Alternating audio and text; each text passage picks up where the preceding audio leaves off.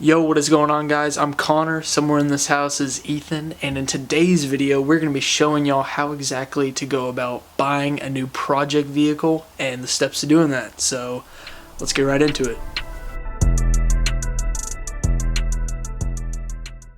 Alright guys, so basically I don't really know anything about buying vintage old cars, but my cousin back here does, so he's going to tell y'all about that right now. Gang, boy! Hey guys, what's going on? My name is Ethan. Today I wanted to talk a little bit about project vehicles. This is something that I'm a firm believer in. I think you can learn a lot from them. You can make money off of them, and I think it's something that builds a lot of character. They're really fun. I just enjoy them, and I think that this is something that a lot of people need to do. And I have some tips and tricks along the way for your project, just because I've been doing this for quite a few years now. And I've learned a lot starting with my first project. So I wanted to kind of talk about some of the things you need to pay attention to, things to look for in a vehicle, where to buy a project vehicle, and Today, Junior? things like that. So anyway, without any more being said, let's get into it. Alright, so first thing, you're going to have to buy a vehicle unless you already have one. But normally my first place to look is probably going to be Facebook Marketplace. I used to use Craigslist a lot, but I've kind of found that Facebook Marketplace has more options. It's just kind of a smaller amount of people using Facebook Marketplace, so you can normally find some better deals, and vehicles will kind of stick around for longer, so they're not going to get snatched up so quick before you have time to make the purchase or save up the money. So yeah, Facebook Marketplace is going to be my number one pick. Of course, behind that, Craigslist, that's another great place. You can find a lot of used vehicles on there. The newer stuff, like new vehicles are going to be on Auto Trader, Car Gurus, but older project vehicles, people aren't going to put that on Auto Trader, Car Gurus. So yeah, Craigslist, Facebook Marketplace, those are my top two.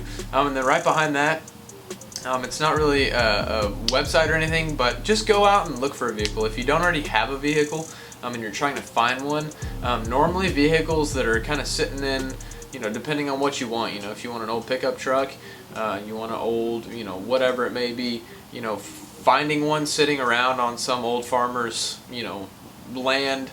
If you go up to the front door, knock, say, hey, you've got this vehicle, whatever, would you like to sell it? He may be like, oh yeah, I've never really thought about it, whatever, and you can normally get a better price doing that. I bought a 1987 R10 Suburban recently as a project vehicle. I have been looking for one. I found some on Craigslist and Facebook, but they're just a lot more money than I wanted to spend. And I just went driving around here because I was kind of mad about one in particular, and I stumbled upon the one I bought. So it worked out really good. I got a way better deal on it than I ever would have thought just by driving around. So it kills some time. You may have to spend some money on gas, but in the end, you can genuinely find a better deal. Generally, find a better deal on something that you find in a field, or find sitting around in a shop or something like that. So that's probably one of the best things you can do, other than looking on the internet. Alright, so I kind of wanted to break this down. I'm going to go through Facebook and Craigslist and kind of give y'all a tour of kind of how to operate on these web pages. They're pretty simple, but I know Marketplace isn't as popular, so I did want to give you guys kind of a quick little rundown of how to operate it. So basically, this is my home page whenever I log into my Facebook. So I have Marketplace already pulled in. You can just type in the search bar Marketplace. So depending on what you're looking for, so like normally what I'll do is I work on square bodies. That's kind of my go-to. So let's say you're looking for a four-wheel drive half-ton Chevy, so a K10. Just hit enter, and then of course you'll see all the options you've got. And if you want to narrow it down even more, you can go to vehicles. You can type in year, make, model, XYZ, whatever. Then you can change the location, range, and all that stuff. So you can kind of get a good idea of where vehicles are, see what what's available, things like that. So it's not hard to navigate, but a lot of people don't use it. So I wanted to point that out because I use it all the time, and I've found plenty of vehicles on here. So it's a really handy one, and I totally recommend it. What do you do if you are interested in one? Like, do you message them, or what do you do? Oh yeah. So as far as the messaging goes, most people aren't going to put their phone number or anything like that in here, but they're all posted through people's private Facebook pages. So, or whatever, Facebook pages. So I'm not gonna message anybody because I'm not, interested in the vehicle. But let's say we take this Chevy K10. Basically, it's gonna pre-type in, is this available? You can type whatever you want, hit send, and that'll send them a direct message through like Facebook Messenger, or they'll get the notification just through Facebook if they don't have it. But that's how you do that. That's how you communicate. It's pretty simple. I think it's pretty safe. I'd probably recommend Facebook over Craigslist if you're going kind of from a safety standpoint. Craigslist sometimes is kind of sketchy. I've never had any problems with Craigslist. I found stuff on Craigslist out of state and I've driven to buy it, no problems. I've never had any problems through Craigslist, but I know there's, people are sometimes kind of sketched out by Craigslist. So Facebook's a pretty good place for that, where you don't have to worry about sketchy sellers and stuff. So you can see their profile, you can see where they live, what they're like, and whatnot. So that's kind of a nice thing, just for peace of mind. Alright, so next up is Craigslist. So like I said, this is another place. Same vehicles I did before, Chevy K10. I just type in K10, here's the vehicle for sale. At the top there's going to be this little purple tab. This guy's name is Chris. Show phone number. If he's put it in, sometimes they won't, it'll only be email. That's normally kind of annoying because a lot of the times I found that people will not respond. So if they've got their phone number, great, make sure, sometimes it'll say call, sometimes it'll say text or call, whatever, just be aware of that. Also the map, it'll show you kind of where it's at. It'll also say here, obviously, and then whenever you go through and sort it, it'll show you pick at the top where like I'm in Texas, so if I go to Austin, I can go to Dallas, see what's available there in a radius. Also hit owner, because then you're not going to have to deal with a bunch of dealer ads and stuff like that. So take note of that, so you don't have so much junk you're having to go through. Normally I'll sort them price low to high, just because you can kind of eyeball, see what's a lower price. The better deals. Like here's a pretty good deal on a Chevy K20. Or is this a K10? Yeah, this is a K10. But you can kind of get an idea on pricing and stuff like that. So it's pretty simple to use, but like I said, for people who are trying to buy a project vehicle who aren't aware of this website, I did kind of want to give a little walkthrough and show you how to do it. So that's that. Alright, so let's say you found the vehicle you want through Facebook or Craigslist or something like that. So now you got to buy the vehicle. So these are things that are really important, because this is where a lot of people screw up. So normally once you get excited about a project vehicle, obviously you want to know the condition of it. You want to know if it's got problems. There's a lot of things you want to check over, especially on an older vehicle that may have been sitting for a long time. There's a lot of things, which I'll kind of talk about more in a second. But as far as buying the vehicle, the main things that you want to make sure you don't do is you do not want to get there and the vehicle is not what you think, but since you're already there, you feel pressured into buying it. Don't ever do that. Be open to other vehicles. There's always going to be other options. So don't just settle for a vehicle even if it needs a lot more work than you originally thought. So don't do that. That's super important. A lot of people do it. I've been one of those people before. It's really easy to do, so make sure you don't do that. Second, if you think the vehicle price is too high, if you are, let's say you want whatever color vehicle, yeah, this one is way more expensive than all the other ones, but you like the color of it. Also, once again, don't just settle for that one. If the price is too high, especially through Facebook and Craigslist, this is something that's great because you can actually negotiate through a new dealership or something. I work in the car business. I work at a dealership, so I know how it works. We don't have thousands of dollars to negotiate. We're not going to lose business over a few $100s. But as far as negotiating with private individuals, that's a total different story. There's definitely negotiating to be done, especially if a price is too high. Some people are just going to be super stiff. They're not going to want to budge, and you can work them to budge. You can get that price that you really want, but some people are just going to say no. So don't settle. Don't pay a ridiculous price for a vehicle just because you like something that it has or because you think you need it. There's always going to be other options, so don't settle. Alright, so let's say that you found the vehicle you like, you've talked to the owner, you go over to his or her place where they've got the vehicle, and you're looking it over. Don't be afraid to get on the ground, get dirty, check the whole underside of the vehicle. Make sure you really know what you get, especially on an old vehicle that may have rust, it may have, wiring issues. You just want to make sure that you can get it running, because a running driving project is way more way more intriguing than a project that's sitting in your garage completely torn apart. I know this because I've experienced this. Having a vehicle that you can hop in and drive, even if it doesn't look great or it doesn't run amazing or if it's got problems, that's still way more encouraging and more fun, and it makes you want to work harder to make it nice than having a vehicle that's completely torn apart in pieces where you don't know where bolts are, you've lost stuff. It's just a big mess, and a lot of people do it because it's easy to tear stuff down, but it's not easy to put them back together. So that's something that's super important. But check the whole vehicle over. Make sure there's not anything that you weren't told about. Make sure that everything checks out the way you want it to, and just check oil, check for leaks, check for frame damage, things like that, just so you know exactly what you're getting. Alright, so last thing I want to talk about, let's say you purchased the vehicle, you got a good price on it, you negotiated with the owner, you're happy with what you got.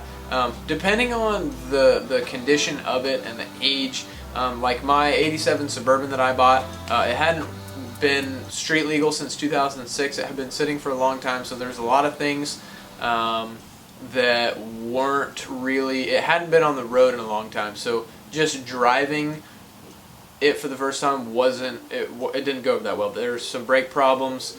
The front calipers were kind of seized up, so it didn't want to stop right. It was kind of surging. The throttle body was kind of gunked up. So there's a lot of things like that that you're going to have to take note of. So my recommendation is, if you can find a shop who will take the vehicle in and completely go through the whole vehicle and kind of give you an idea of what you're looking at, what you need.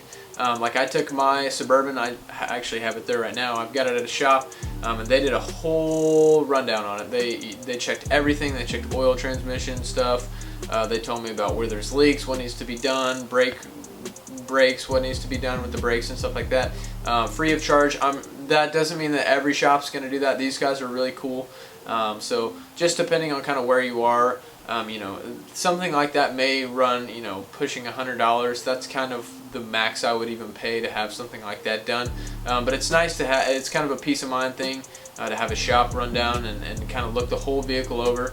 Because, with me, I'm busy. I don't always have time to go through and look at absolutely everything. There's some things I forget to look at, and so whenever they have a one-by-one chart with everything to look over on a vehicle, since they do that so often, it's nice because they can do that and give you a report on what you're looking at. However, if you're mechanically inclined or if you want to learn, don't have that shop do that, because that can get really expensive. Like my Suburban needs a lot of work to get it the way it needs to be running and driving every single day. It runs good, it drives pretty good, but there's a lot of things that need to be addressed.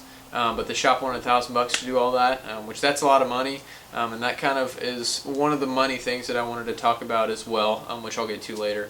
But yeah, just make sure that if a shop is going to do all the work that needs to be done to it, as far as kind of driving maintenance and whatnot, just make sure that if you are willing to try to learn the stuff, if you're not going to be overwhelmed by it, definitely do it. I think that's really important, even if you screwed up. I've screwed up many projects before, many little tasks on a vehicle, but you learn from it, and you get to retry and do it right, and there's a lot of satisfaction in you doing something yourself. Alright, and the last thing I want to talk about is kind of your investment. So I look at a project vehicle as kind of an investment. If it's a long-term thing that you're going to keep for your whole life, I probably wouldn't recommend keeping all your receipts, because there's a lot of money that can be put into a vehicle like that. If it's going to be in the family forever, who cares, whatever. That's kind of how I think of it.